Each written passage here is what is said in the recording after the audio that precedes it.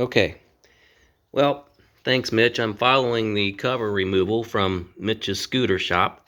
He had an ADV 150 that went through the whole demonstration of how to remove the covers.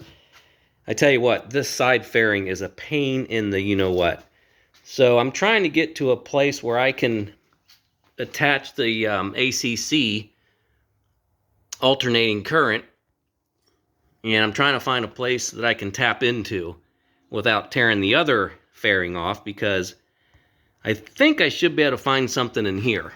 I don't know, but got some covers off, took the seat out.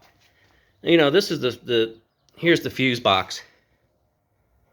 And I tell you what, I've never taken these covers off before, and you know what, I've already broken a few clips.